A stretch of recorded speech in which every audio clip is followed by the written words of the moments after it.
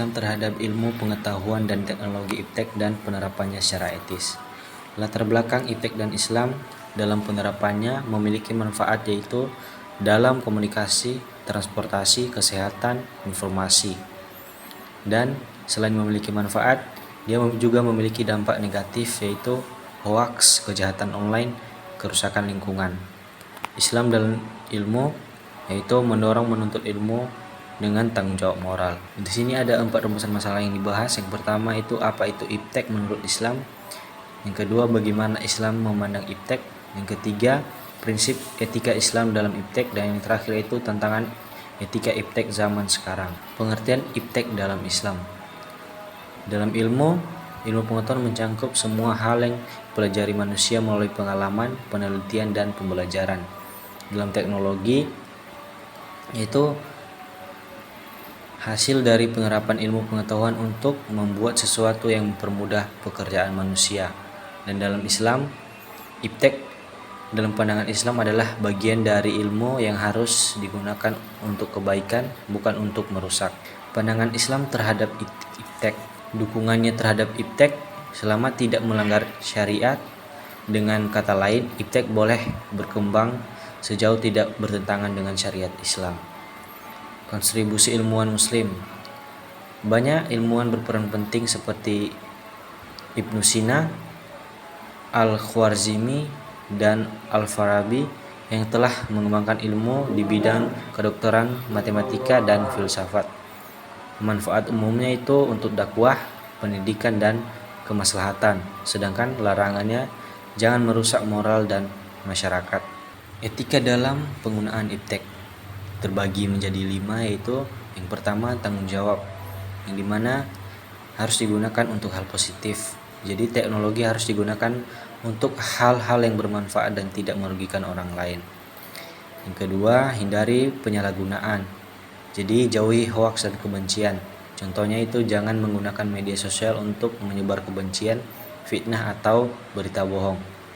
Yang ketiga, jaga lingkungan, yang dimana teknologi tidak merusak alam, yang artinya teknologi dalam industri pembangunan harus tetap memperhatikan kelestarian alam.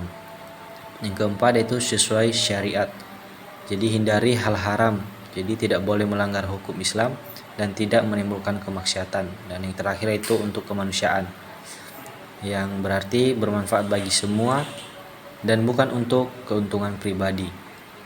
Tantangan etika iptek zaman modern. Informasi tanpa cek fakta. Penyebaran berita palsu. Jadi tak jarang banyak orang menyebarkan informasi tanpa memeriksa kebenarannya. Konten negatif. Internet penuh konten berbahaya seperti pornografi, kekerasan, atau ujaran kebencian mudah ditemukan di internet. Kesejahteraan siber. Penipuan dan hacking meningkat. Contohnya penipuan online dan banyak lagi kasus lainnya yang merugikan banyak orang.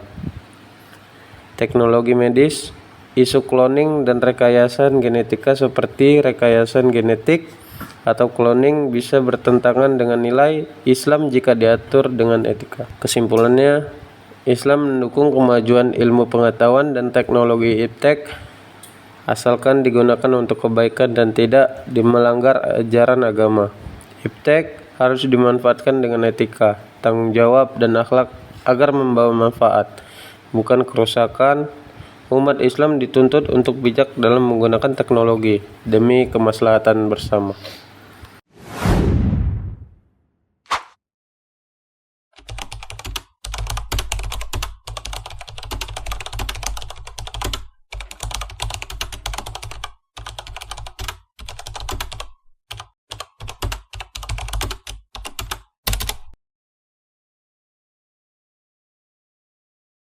Saya di sini akan menjawab pertanyaan dari Pana. 1. Pandangan Islam terhadap kejahatan siber dan cara menghindarinya. Islam melarang keras kejahatan siber seperti peretasan, penipuan online, dan penyebaran hoaks karena merugikan orang lain dan melanggar nilai kejujuran serta amanah. Cara menghindarinya: perkuat iman dan akhlak, gunakan teknologi untuk kebaikan, hindari konten negatif dan maksiat, pahami etika digital dalam Islam. Jawaban dari pertanyaan Najwa. Jadi etika Islam tentang privasi di era digital. Nah, Islam sangat menjaga privasi, melarang mengintip, menyebarkan aib, atau mengakses data orang lain tanpa izin.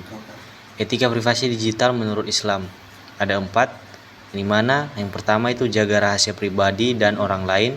Yang kedua, jangan sebarkan data atau foto tanpa izin. Yang ketiga, hindari gibah dan fitnah online. Dan yang terakhir itu gunakan media sosial dengan adab.